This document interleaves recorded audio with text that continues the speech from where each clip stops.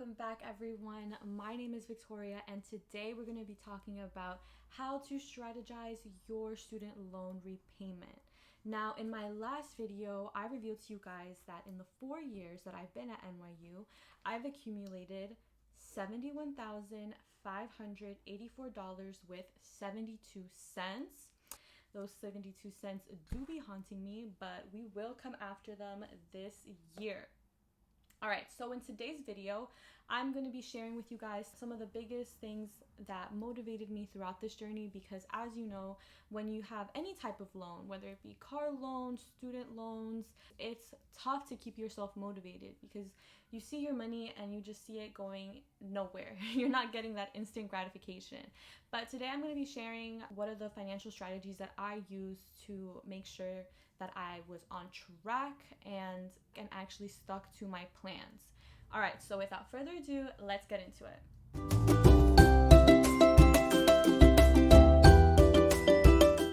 Okay, so first off, we're going to be talking about different ways to pay off your student loans. Now, there are two strategies that you can use to repay your loans if you have multiple ones like me. So this first method is called the Snowball Method. Now, the Snowball Method was popularized by Dave Ramsey, a financial guru. And the reason why Dave Ramsey loves this method is because it's the one that is the most mentally stimulating. It's the one that gets you going. It's the one that really motivates you to that finish line, really pushes you to finish paying off those loans as fast as possible. So what is the Snowball Method? It's basically going to be you taking account of all the loans that you have, credit card, auto, students, and you're going to list them all out. Then you're going to organize them by amount. For example, if your credit card loan is $1,000, but your student loan account is $2,000 and your auto loan is $7,000, you would list off your credit card loan, followed by your student loan, followed by your auto loan. And that is the order that you're going to pay them off. So what you're going to do is that you're going to make minimum payments on each of them, but you're going to devote most of your money or whatever is left over in your budget towards that first loan, that baby loan that you're going to come after it with all that you have, okay? And the reason why people love this is honestly because you can see the impact that you're making faster. $1,000 with a baby loan, now that you're done paying it off, great, now you have 2 loans left. But what if you started paying off the big fat loan first, the $7,000 loan, you make $1,000 payment, okay, great, now what? I still have 3 loans, but it's not really much of a change. It's really not doing anything for me. Now for our second method, we have the Debt Avalanche. And I swear it's not as scary as it sounds. Well, actually it is as scary as it sounds. So what you're basically going to do with this method is that you're going to again list out all of your loans, but this time you're going to organize them by interest rate. Let's say that your auto loan is at a 7% interest rate, while, for example, the first loan that we talked about, the $1,000 loan, was at a 4% interest rate. Well, you would dedicate your time and energy towards paying off that loan, that auto loan, the one with the 7% interest rate first, because over time, it would be worth more than present day. So in the future, you would be paying less over time. Okay, so with this method, while yes, it's the one that over time will save you the most money, it's also the one that people find the most mentally draining because you are going to be coming after those big bad loans. You are going to be going after the baddie loans, the ones that just don't seem to leave you alone. And that for some people can be really scary. So while it can save you the most money, might not be the most preferable for you or for your mental health. Now, I like to use a combination of the two.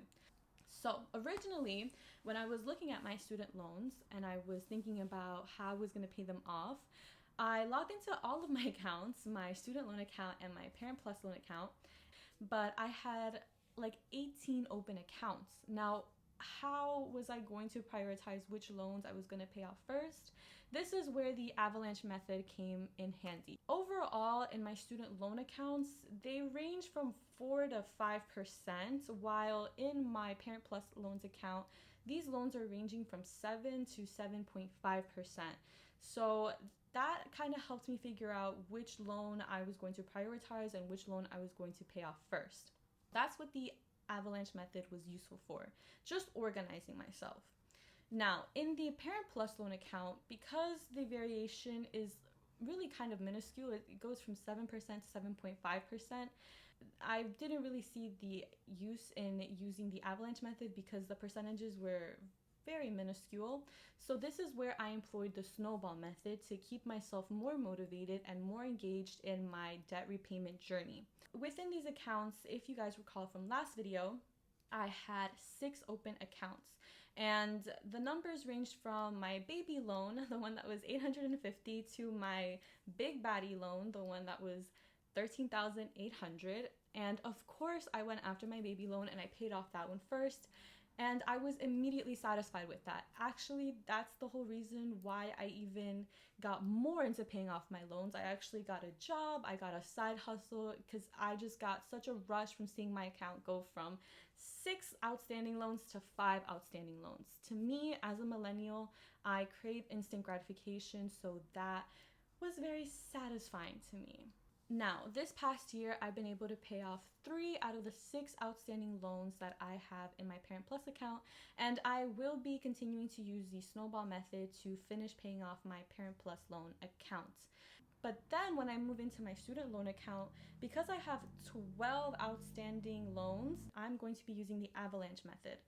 I'm going to be using the Avalanche Method simply because the loans don't vary that big in amount. It's not like going from $850 to $13,000. It's more like going from $1,000 to $2,500. So my money is still making an impact. I'm just gonna be repaying less over time.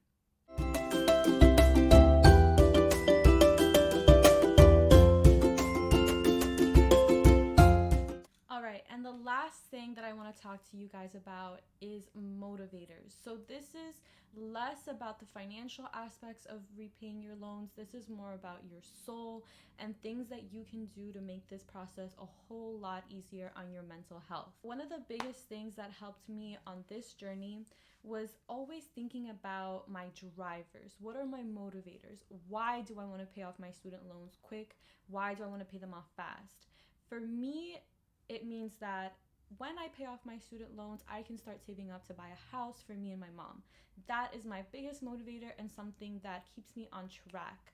Now, how do I remind myself of this every day? How do I keep myself, looking at this goal, thinking about this, dreaming about this, and working towards it?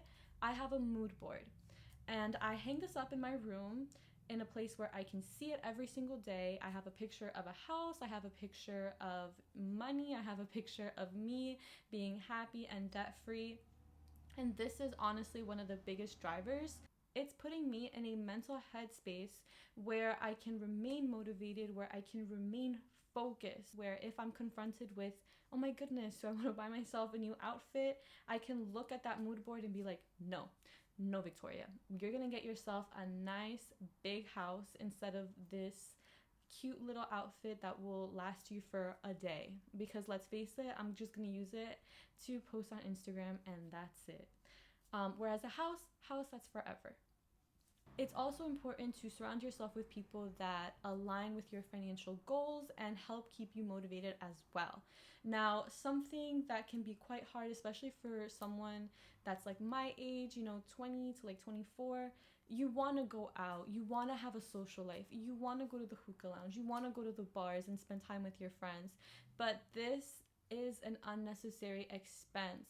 So guys, I'm not saying don't have a social life. Okay, yes, have a social life. Go out, enjoy your life. I'm just saying try to surround yourself with people who are in the same headspace as you or who support you in your journey. People that, instead of going to a fancy bar, might want to go to a not so nice bar and still have the same time, or might just want to hang out with like a couple beers in the car or out on the park or somewhere where it's not too expensive. Guys, don't take yourself too seriously in your 20s, okay? We're supposed to be broke. We're not supposed to be going off to all these fancy places, spending so much money on bottles. Relax. You guys can stunt in your 30s. 20s are about building your wealth, staying on track, If you're broke in your 20s, that's okay. Chances are the rest of us are too. I'm broke. I'm broke, okay? So you're not alone. All right, and the next thing that I want to talk about is planning out your schedules for your financial goals. So this time last year, I was unemployed. I didn't have a job, yet I wanted to pay back my student loans. So when I was looking at my schedule, I realized that I was spending too much time, honestly, just watching Netflix and lifting. So when I became motivated to pay off my student loans, that actually motivated me to go out, get a job. And then once I got a job, I got addicted to getting that paycheck and I started looking for side hustles. This leads me into my next point, which is try getting different streams of revenue. This is so important now more than ever. 2020 showed us that no one is safe with their jobs. And if you lose one, you need to have a backup, another stream of revenue that can cover you just in case your main source fails you. So when you do make your schedules, it's much easier for you to see how you are spending your time. You can really sit yourself down and get focused, push yourself to be the best version that you can be. For me, that meant getting a job. Once I got that job, I realized, okay, I'm working more efficiently. I think I can take on something else, which is when I added another stream of revenue. And then once I felt comfortable with that workload is when I added my third. So hopefully this will inspire you guys to explore other streams of revenue and to also organize your calendar to align with your financial goals. Thank you so much for watching this video. I hope I was able to explain everything as clearly as possible. If you have any questions, please feel free to leave a comment down below. I do look over all comments and am more than happy to answer any questions that you guys might have. But thank you so much for making it to the end of this video. Please don't forget to subscribe. Besos. Goodbye.